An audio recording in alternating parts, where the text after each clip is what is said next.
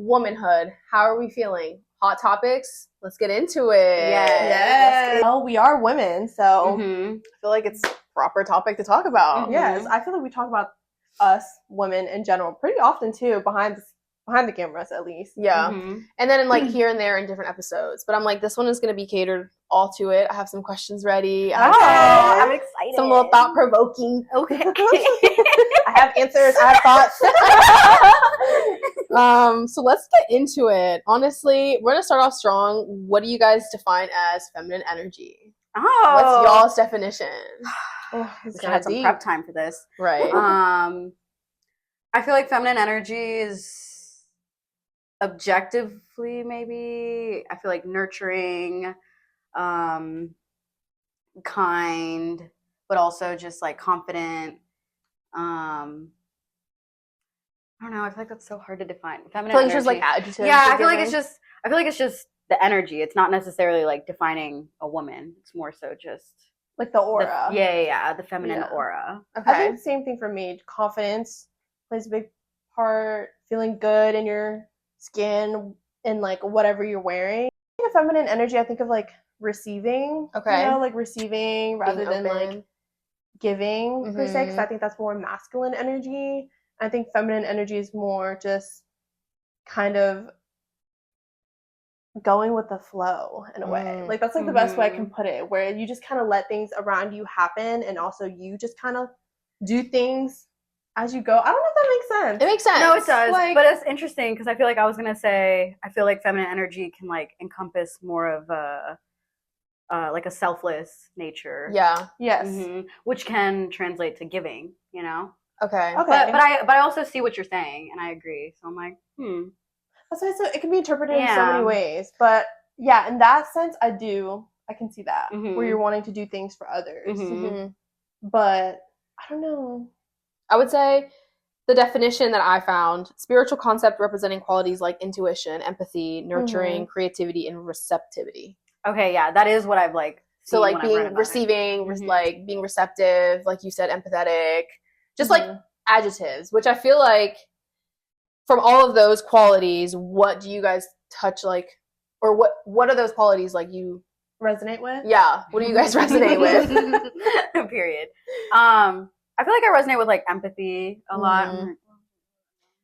Intuition, empathy, nurturing, creativity, receptivity. Yeah. I think empathy for me and creativity. Okay. A lot for me. I feel like mine is like nurturing a lot. Nurturing and probably empathetic. Empathy. Intuition. Yeah, intuition.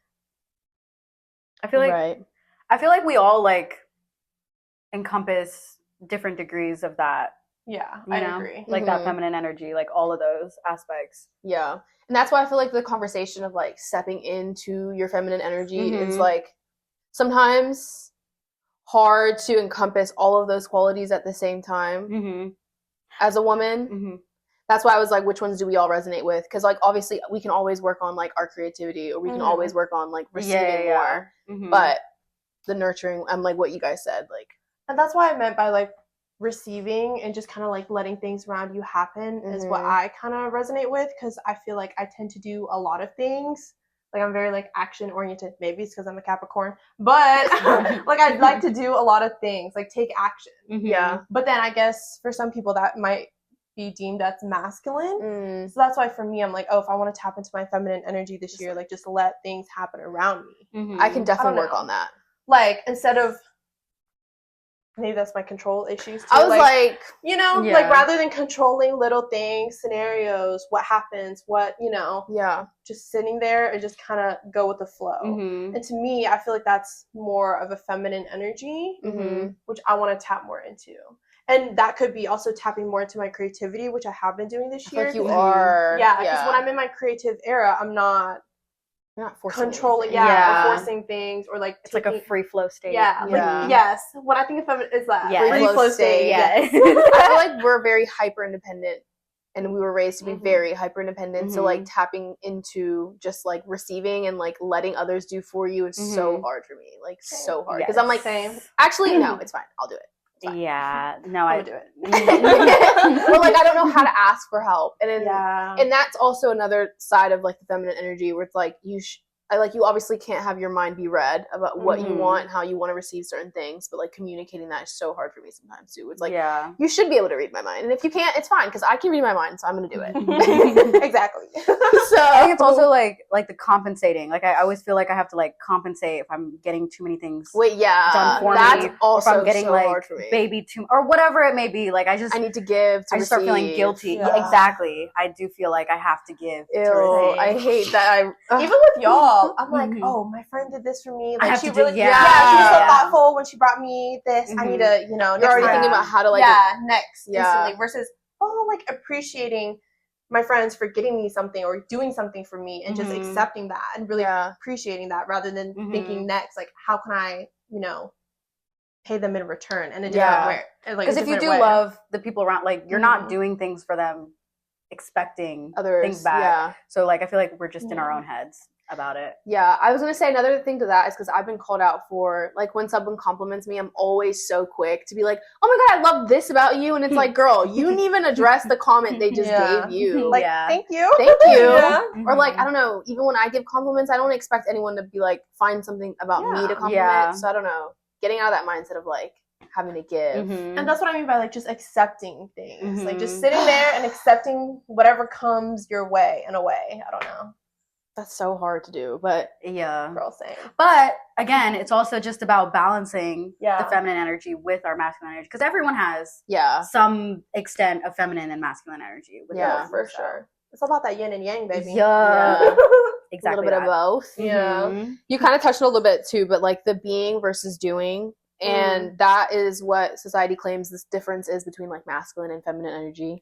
So like when I say the sentence being versus doing, I guess what does that make you feel? Like I don't know. I feel like I don't know. I go back and forth with how I feel about stuff like that because I feel like when people phrase it in a way like, oh, being masculine or being a man, you give more, whereas a woman receives more in a way. But I feel like in a lot of dynamics between men and women are also providing a lot. It may not be financially, but they provide a lot of emotional support, a lot of physical support, and like just there's so many other things that I feel like like feminine energy is able to provide that all masculine energy isn't able to provide. So I feel like there is a balance to it that people aren't always seeing and they want to address because if you think about it, women are stereotypically known to be in the kitchen and cooking, but technically that's doing it is exactly you're providing something.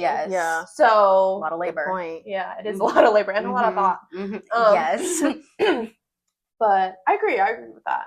So I'm like, it's really genuine. Like there's not many people that can exist like as a woman and just be a woman and like have that be a successful like relation. I don't know how to explain it, but like you couldn't be a woman and not do all the things that you just mentioned and like I mean there are but it's I don't know traditionally speaking like it also in my head it just seems so like wrong to just exist and not do those things. Again, society has ingrained in us what the role looks like, but and this may be a hot take, but I also I don't believe that like is a real thing unless I feel like in certain instances, yes, like there are situations where the woman is getting completely taken care of in all aspects, or maybe is a sugar mama situation and the man is getting fully taken care of, like doesn't have to do anything. But I do think realistically in most two people dynamics, it's gonna be like, even if one person is financially taking care of more stuff or whatever, like I feel like there is always a balance of the amount of work that the two people are doing. Again, the yin and yang. Exactly. The good balance. I think everyone has different like ratios of feminine versus masculine energy. Exactly. Too.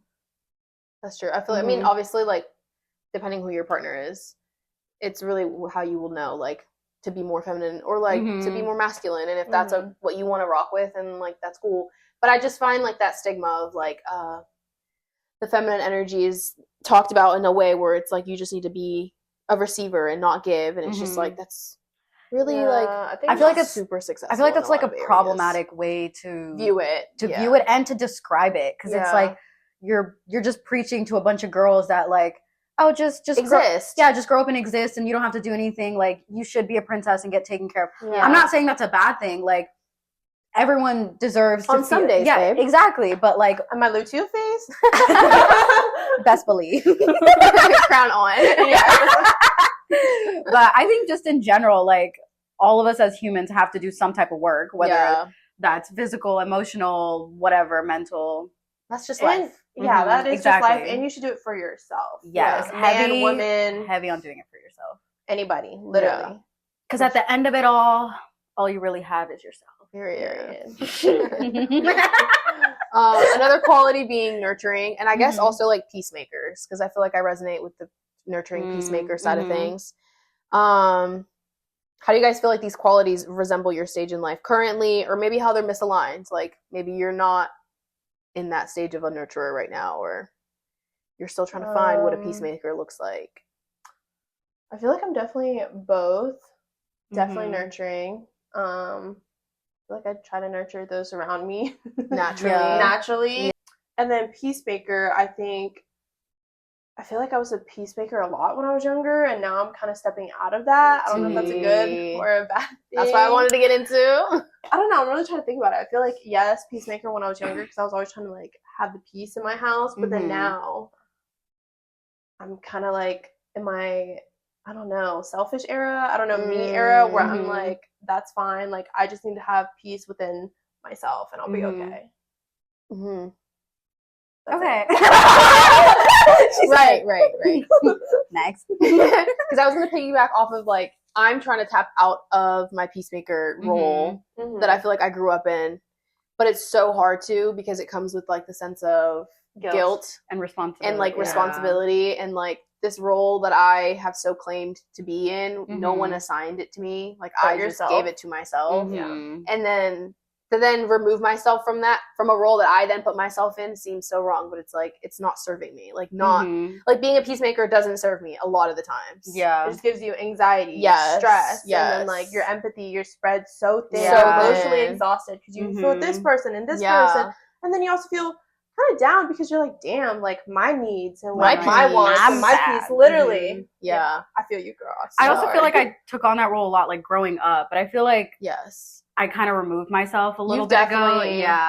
And I feel like, if anything, I'm trying to find more of a balance now, because, like, there was a point where I feel like I removed myself so much, to the point where, like, it was nice to feel so, like, removed, and it also, like, it just kind of, like, took that, like, weight off your shoulders, but then it's, like, still an ongoing guilt for removing yourself, I guess. But so ongoing guilt still? I don't think anymore, but I think more so now, like, I've just been working on, like, finding more of a balance, because like,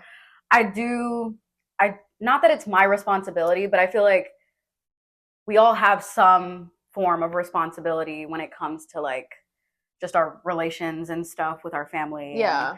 Like, that's not going anywhere. Yeah, exactly. So, you know, I can't just, like, be removed forever and expect, like, all relations to just be okay and stuff.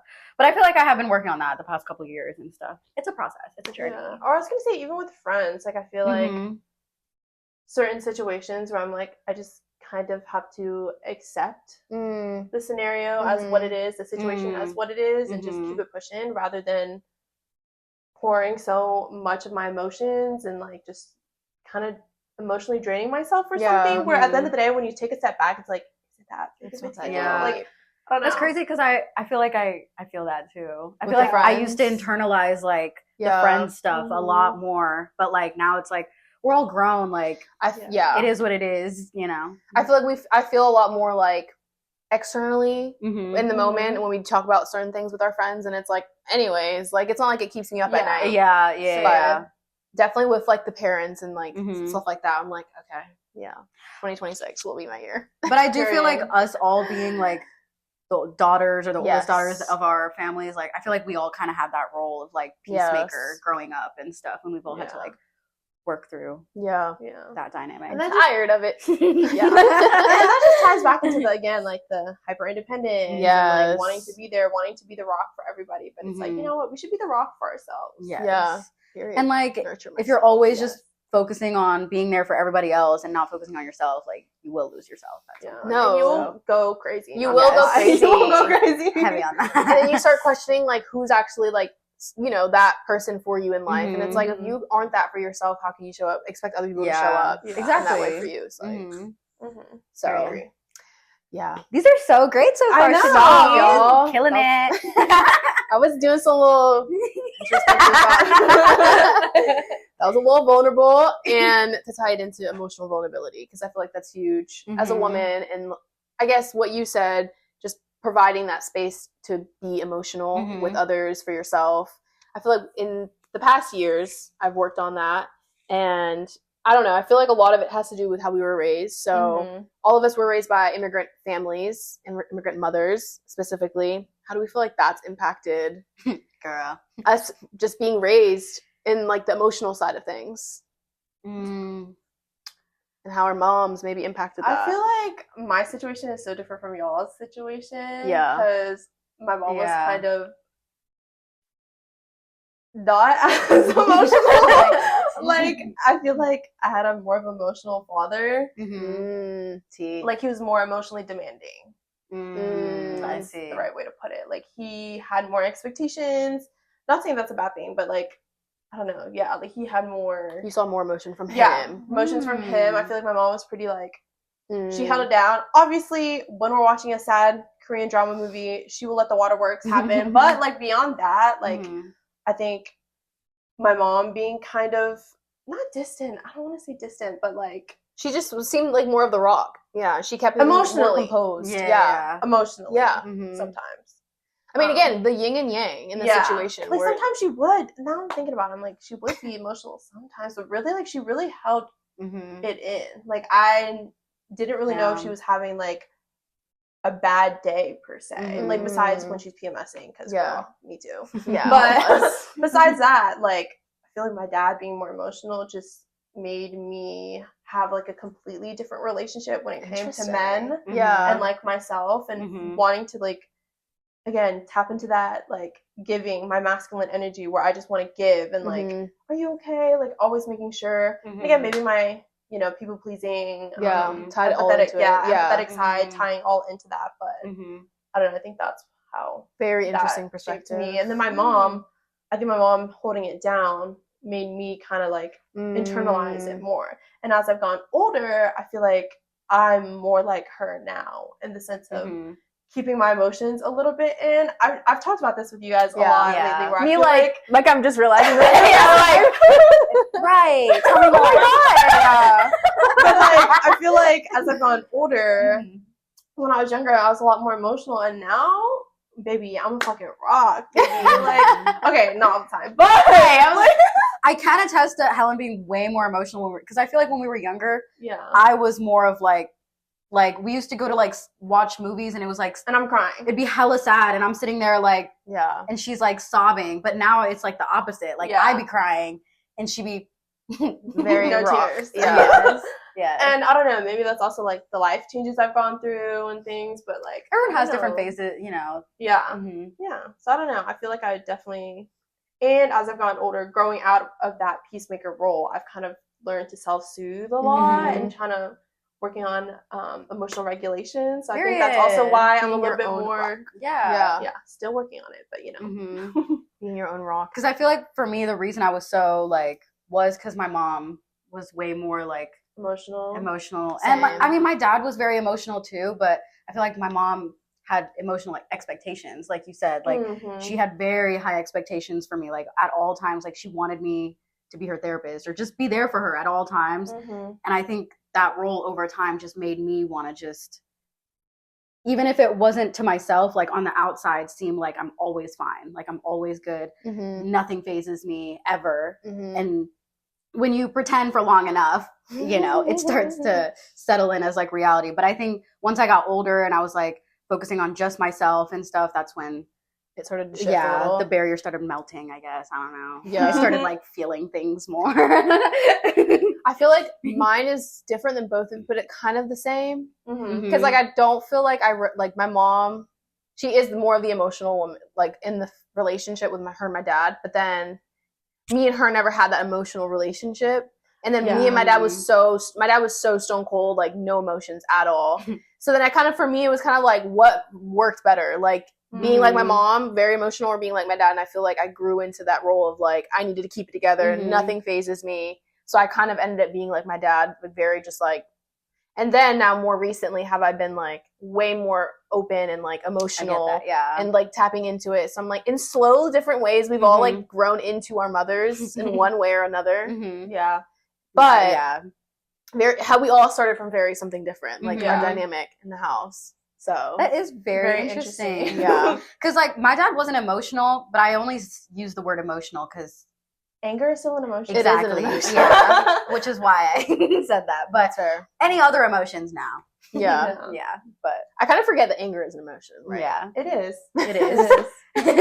Right. Don't forget it. Don't forget.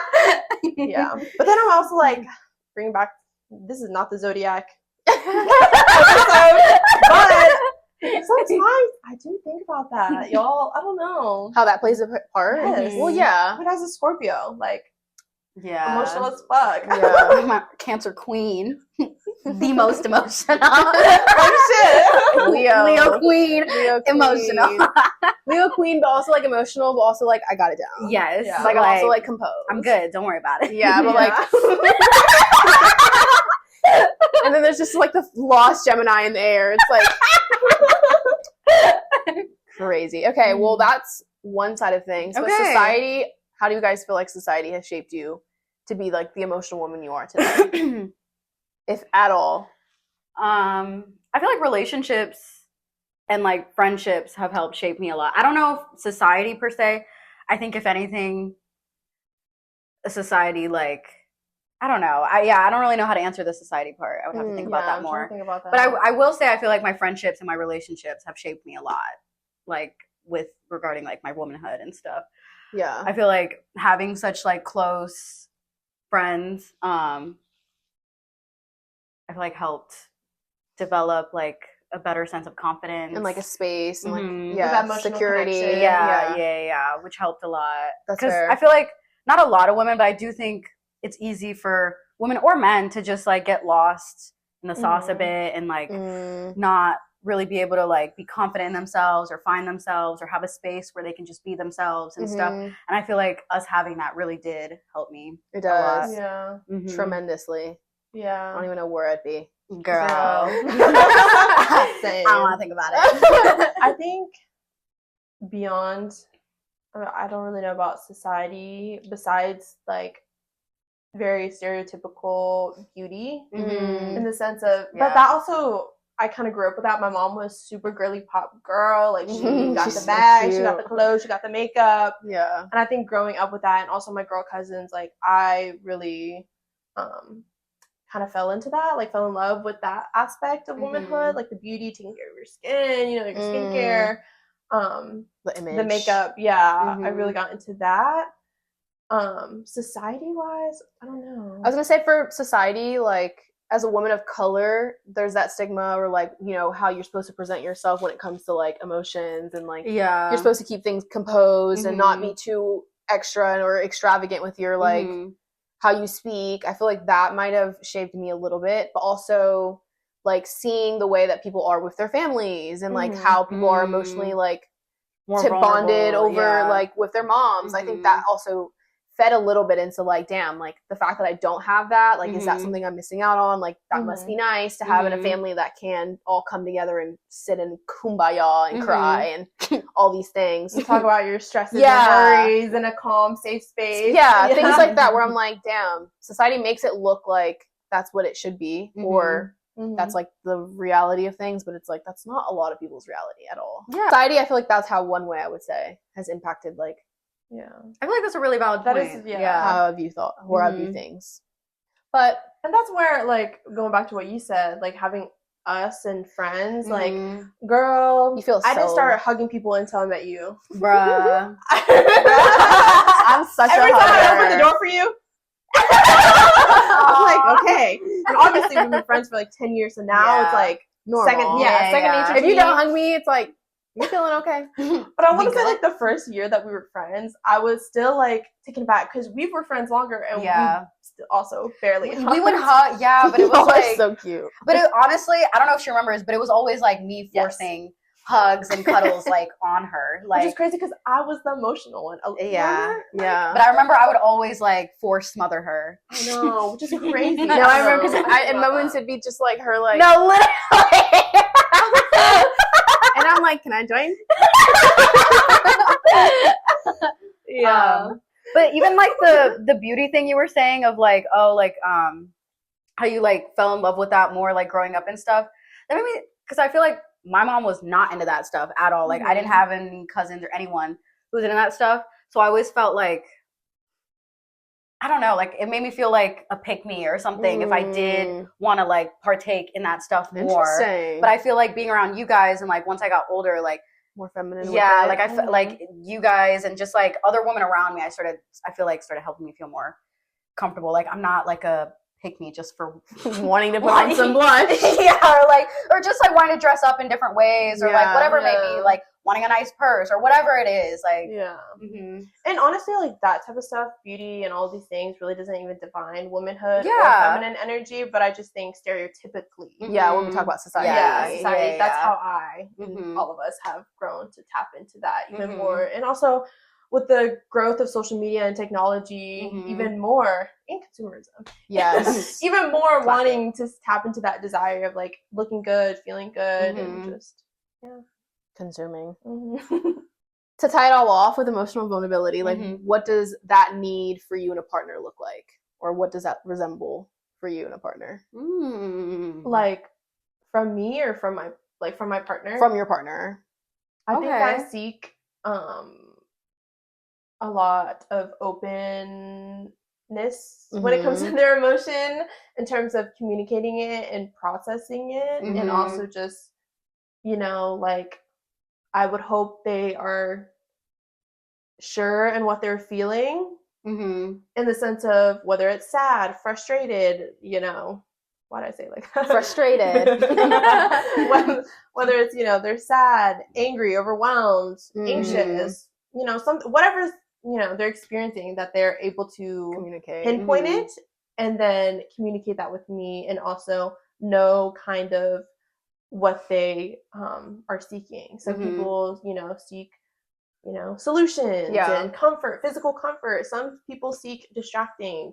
Please distract me, get my mind off of it. You know what I mean? Like, I really value a partner who knows what their love language is in regards to that, and also just being emotionally mature and okay to communicate with me that, hey, I am having a bad day, or I'm feeling kind of off. Like, I feel like emotional maturity encompasses all of that. Like being able to communicate and pinpoint. Yeah, I was also gonna, like, emotional intelligence. I feel like you have to have the emotional intelligence to be able synonyms. Right. Yeah, exactly. To be able to be vulnerable. And to know what you're feeling. Exactly. Yeah. But that's like you having to be vulnerable with yourself in order to be vulnerable with me. Like that's a whole different, That's why I'm like, that piece of it is what I feel like a lot of people don't understand, that like you're gonna lack emotional intelligence if you yourself don't have that for yourself. Like if you can't sit and pinpoint what the issue is and how you want that solved, then no, you can't. Obviously, you're not able to communicate that with anybody. And then now everyone's just in disarray because you're in disarray. Yeah. Right. And I'm like, even working on that with myself has been something I've been trying to like learn to pinpoint and communicate easily. But having that in another partner, or having that in a partner, has been like the shift. Because I was going to ask how that tied into like how you were raised with your dad and stuff like that. Because your dad was very maybe emotionally vocal, or in that sense. So I feel like it was the opposite, and I leaned a lot more towards like men who had stone cold feelings and didn't communicate, and it was like, well, I looked at that and I was like, that's the way my father was, so I was like, that made sense, but that's not ideal. That's not what we want. And actually, me totally thinking about that, and I'm like, now that I think about it, I don't think I've ever been with a talked about that cold man. I remember, because I was like, oh, literally all of my past relationships have been that way, and we don't want that. No more. There's also the flip side where, like, I don't want someone who's like my dad, where he's just very emotionally needy. All about the balance, the yin and the yang. It is. Yeah, that is so interesting. But you saw that more, so I feel like you came by it more. You know what I'm saying? Like, I feel like I was always like more natural. You're saying, like, for me to like to feed into, because it's like a loop. You know, you want to close the loop of like what you know, and you knew that emotional side of your dad. So it's like, yeah, if you saw an emotional man, it wouldn't be throwing you off. I'm trying to think. I think it's also because I'm emotional that I need like my partner, if they're a man, to be like emotional, receptive to my emotions. At least if you're not emotional, like, you know, at least be okay with my emotions, because I have a lot of them. But I think also I do like a man who will tell me like what's bothering him. Just because, like, yes, with my dad it could have been really extreme at the same time, but also on the flip side, like, I did not like how it was with my mom, and like where I'm kind of like, oh, I don't know what she's feeling. What she's feeling. Like, I kind of want to know, like, I see. Where did you have a bad day? Like, what happened at work, girl? Like, you know. That's fair. So I think I just kind of wanted someone in the middle. But yeah, I've never really gravitated towards like a stone cold nonchalant man. I feel like I was always drawn towards like calmer men because of my fear of what I grew up with. And sometimes calm men give nonchalant and or stone, but that's why I'm like, over the years I feel like I am drawn towards like calmer, but calmer as in like I'm just afraid of anger. I have a deep, say it out loud, girl. Deep-rooted fear of just anger in general. So real. I'm just like anger and aggressiveness. No, literally, because oh my god, I will crash out.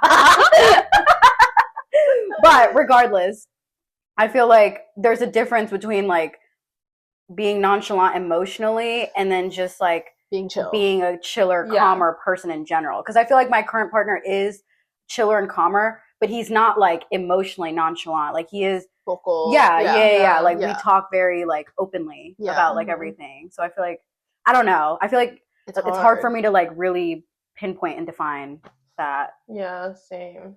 I feel like, and I'm gonna just be completely real, the past like maybe 21 years of my life have been very emotionless. So I can see why that attracted emotionless individuals.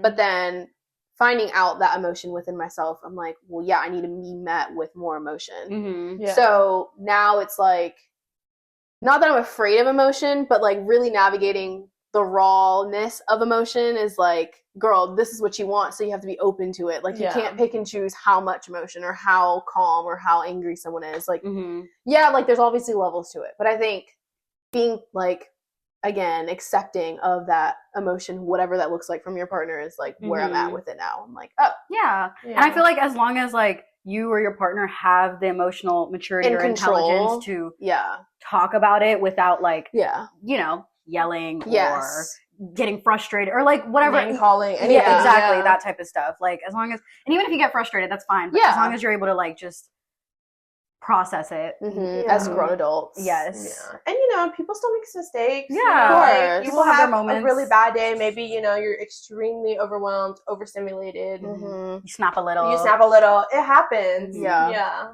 So it's like all about giving yourself grace too, I feel, which is something I'm still working on, because I will also have my moments where I'm not the calmest and most mature woman. Right. But it's all about the, what is it called? Like the cleanup, like the aftermath. The cleanup. The regroup. The conflict resolution. Of like coming back and be like, actually, that wasn't right of me. That wasn't really cute of me. You know? It wasn't very mature. Yeah, but. Okay. Yeah. To tie it all off. Okay. That was all kind of like, you know, the goods and stuff about the women. Confidence is a big one. And I think we talked about this in the last couple episodes. But in what ways have you guys grown in confidence, and like maybe things that you've done to grow that confidence as a woman? Oh, that's a good one. Thanks, y'all. Got me out here using my brain. And literally. Let me think. In what ways have I grown in confidence, and like how? What things have you done? Not gonna lie, not giving a fuck has helped a lot with my confidence. Yes. Because I feel like I used to be really anxious. I'm, you know, obviously still dealing with that. But just kind of feeling good of like my boundaries too, like knowing my boundaries, like, you know what, like I don't have to be anxious about someone judging me if that's like my boundary, like that is my boundary, you know, that's just, it is what it is. And also not giving a fuck of how I'm being perceived or like what my boundaries are or how I look maybe all the time, and like I don't know, my belief systems, I don't know. I really agree with that, because I feel like it is just channeling that, like, I don't give a fuck, like not like, I mean, it's not healthy to just not give a fuck about anything, but I think in the sense of like perception and like how you're being perceived or like being judged or how people may feel about what you're doing, how you may look or whatever it may be, like I feel like just genuinely not caring and just being like, okay, like I'm just gonna do or say whatever makes me happy or makes me feel good or content, and just staying true to that. Yeah, staying true to that. Okay. I was gonna say maybe something besides like the perception. The gym in itself has given me the confidence that like 5 years, I don't even know, 5 years or something, I've been like consistent with it, where that's really shaped, again, how I look and then how I'd see myself in the mirror, and obviously how others would see me. But mainly like, I put that on and how I feel, like it's very much internal, and I know the work I'm putting in is like how I'm getting it back, like how I'm feeling. Yeah. So I would say that's like a action item, I guess, on the confidence, how I've grown in confidence. And that makes sense, because like the gym is like just being active in general helps with mood, and in mood helps with esteem and you know, confidence. It all ties in. So it makes sense. I agree. So like, what else? I think just having supportive friends, I feel like helps a lot too. I can keep going on about it forever. But I do think it helps, like having just a good support system in general, whether it's like your sisters or your brothers or your friends or whatever it may be. Yeah, your mom. Like I feel like just having a good support system and like really being there and supporting one another helps a lot. Yeah, just having those around you allow you to be that woman, like the woman that you desire to be, and like allows you to just be yourself too, and build that confidence in being yourself. Like no one questioning again what you wear, how you look. It's like, and if you know that if you're kind of down bad or something, you know that you always have people to rely on, which is important, because we need people. Human people need people. People need people. Yeah. Oh, that was cute. So, to some of the uglies side of womanhood, because we aren't all perfect, right? But we are. Some of us are. I'm just kidding. Everyone in this room. Yeah, at least. But you know, we can provide some advice for others. I'm so dead. We'll get into some just cheese stis. We're gonna get into some toxic traits, and I guess just be honest with ourselves, y'all.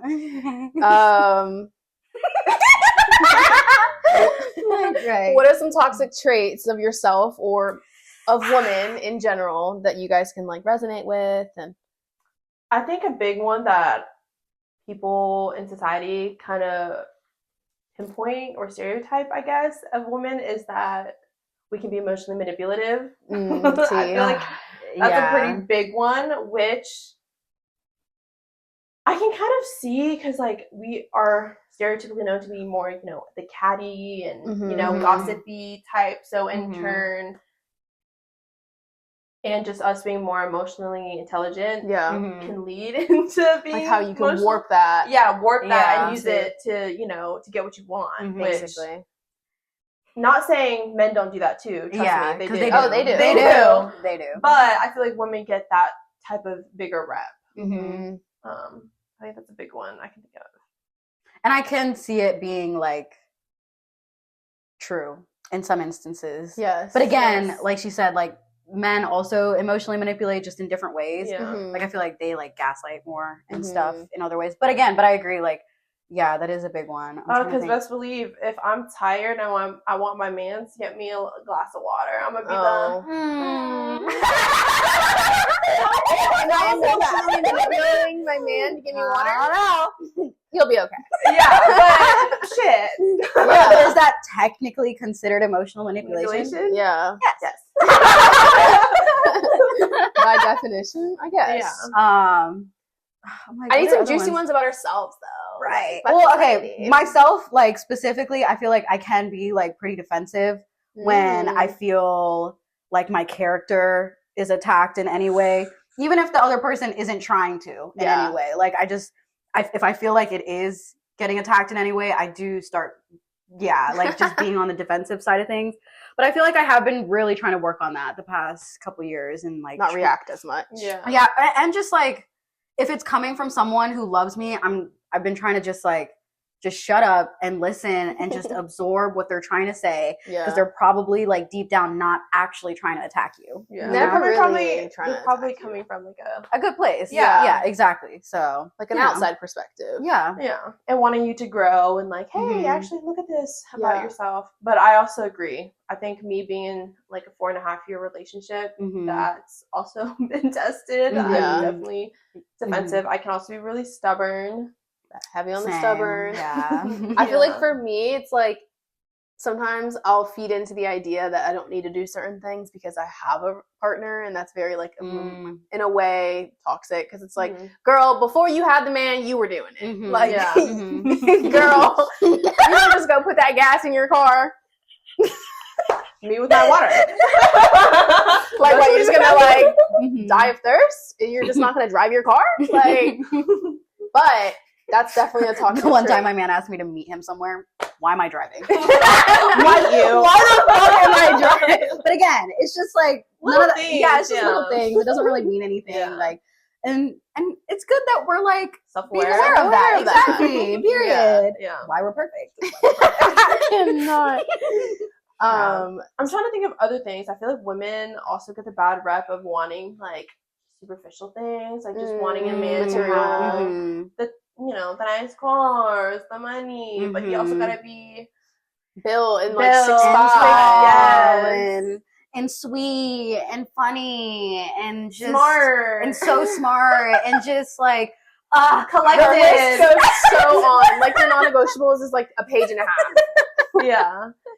Again, we can say the same thing about men, but I just think those are what women stereotypically look for, and sometimes it's like, babies, you got to be realistic. It can like you cannot ask for everything the same way you are not everything, unfortunately. But at the same time, you are babes. Never forget. But I do agree, because I feel like because I do think a lot of women can get carried away sometimes. But at the same time, it's like, girl, I am not no 5'9" model that's skinny petite with also a rack and like and an ass, and a trunk. What? A trunk and a trunk.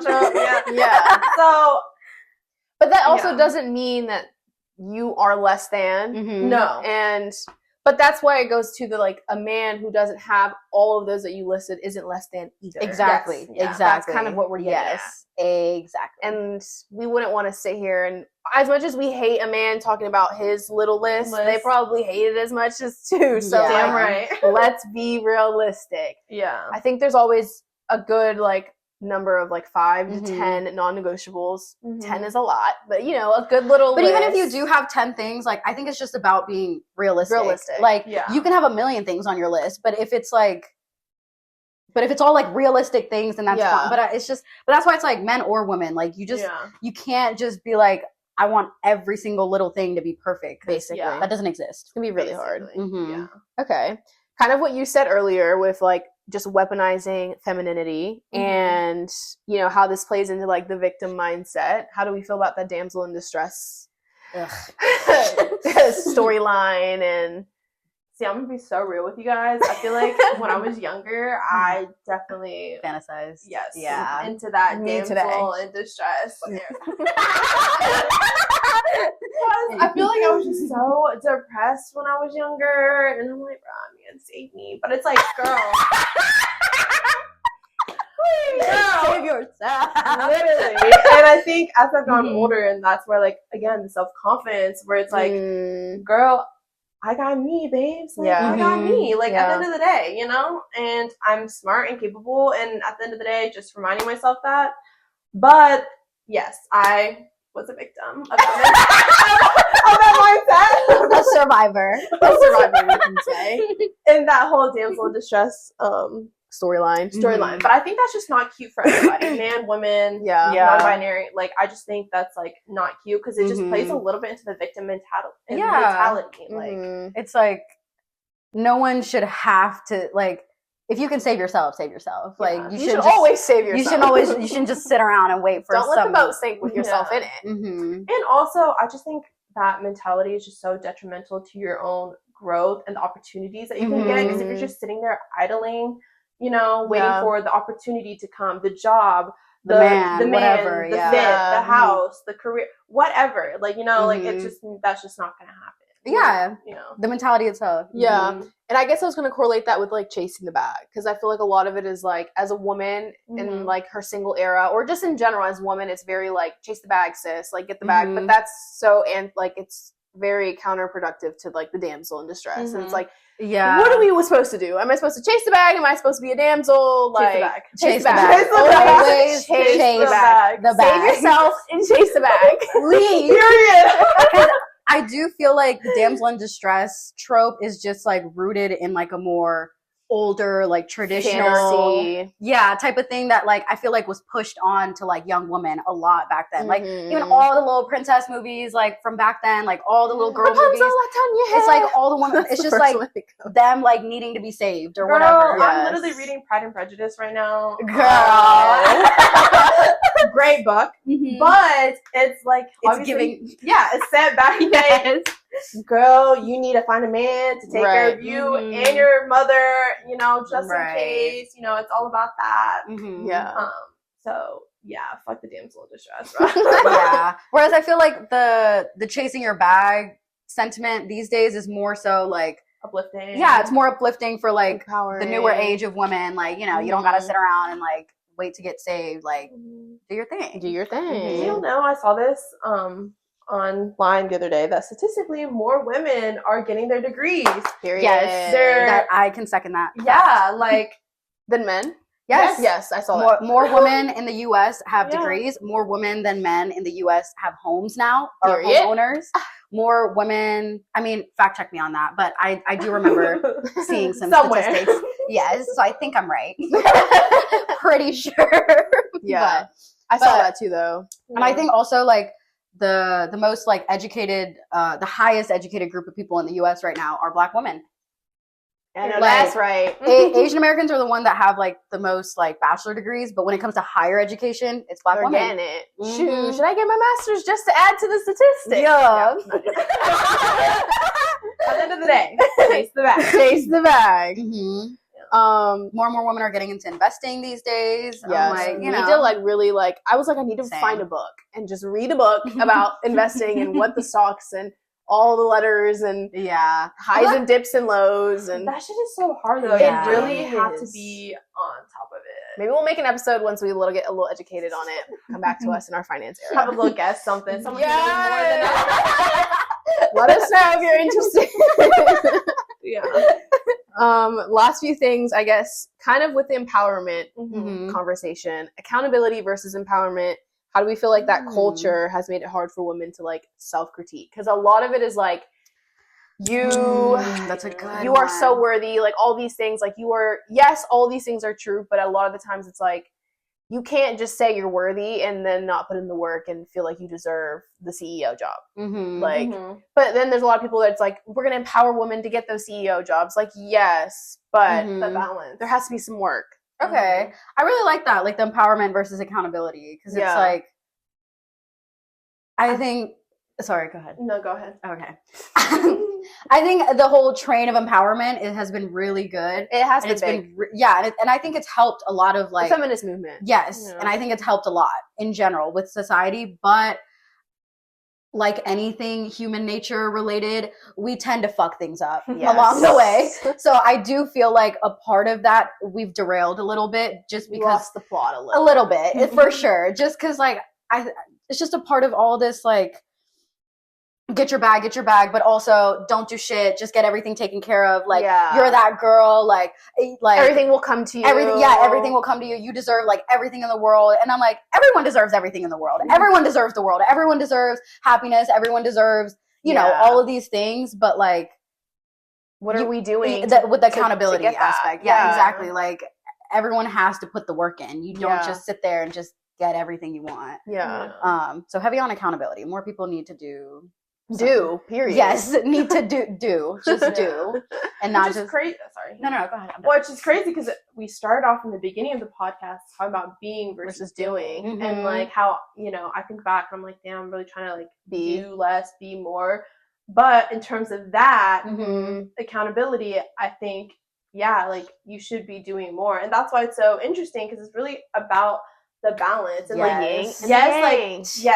boosting up your ego, but also humbling yourself a little bit and being realistic. Heavy and on like, that. I don't know, just finding that balance. And sometimes, no. I was gonna say just sometimes like I do, put myself in such a high, pedestal, but then it's like, damn girl, like you really ain't all that sometimes. Like no. When I'm so like, especially when I'm stubborn, I'm like so stubborn, and it's like, damn, like let me take accountability, let me reflect, and be realistic here. Like, why am I so stuck in my ways? Whether it's personal growth or financial growth or career growth, it's like anything. Why am I? Yeah. And again, be accountable. Process. The gist of it all that I'm getting is balance. Just be balanced in the feminine energy, be balanced in the doing energy, be balanced in accountability, and be balanced in the confidence, but also stay humble, queen. Men and women should do all of those things. Yes. Men and women should have feminine and masculine energy. I agree. Balance. Again. Balance. And men and women, we are the humans that take up this earth, and I feel like we do balance each other. So we need to just, balance ourselves individually more, and then I feel like it'll be all harmonized more. Exactly. World peace. World peace. Okay, I'm gonna hit you guys with a few sentences, speed round, and you're gonna basically just fill in the blank. Oh, basically. Oh, this is so cool. Sorry. Okay. First one. Feminine energy is blank when it's healthy and blank when it's toxic. I would say beautiful when it's healthy. Oh, okay. Oh, sorry. No, go ahead. Finish your sentence and she can give hers. Yeah. Feminine energy is blank when it's healthy and blank when it's toxic. Rough. Negative. I don't know.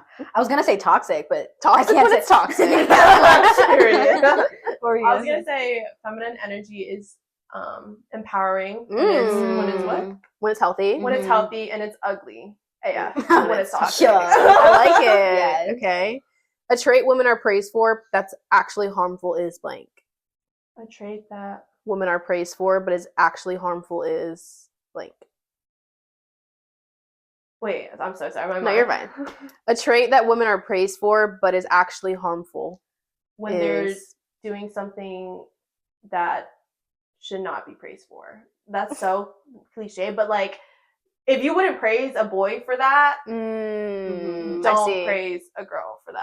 A trait that women are praised for that's actually harmful. Like, I was gonna say I would say like being overly cocky. Like I feel like there's a lot of overly confident when women can be overly confident, and it is low key praised, but I don't think that is a healthy trait to have. Ooh, I like that one. Thank you. I think it took me a second to think about it. Overly confident, yeah. Because again, we're always flaunt your shit, pop your shit, queen. It's like, all right then, girl. But it's the same with men. You don't want a man who's like overly cocky. Like that's not cute. That's not cute. Okay.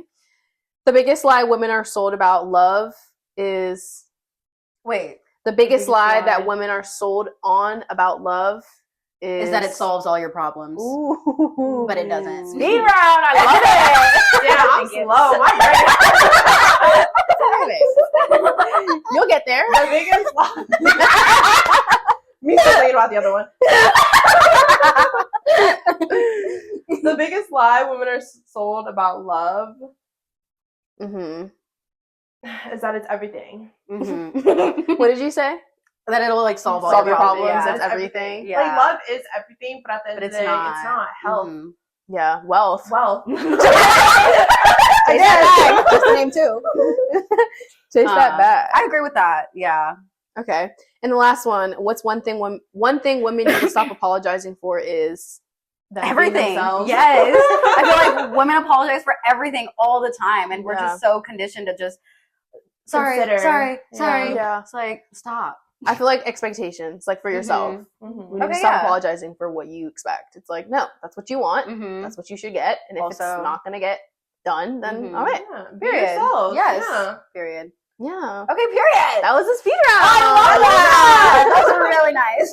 Thanks, y'all. So that's their talk about womanhood. It was a lot. It was juicy. It was so many sides to it all. But honestly, it's all about balance. So keep blooming in it, ladies. Yes. Until next time. And thank you for hosting, Shanice. This was such a great episode. Bye, y'all. Bye.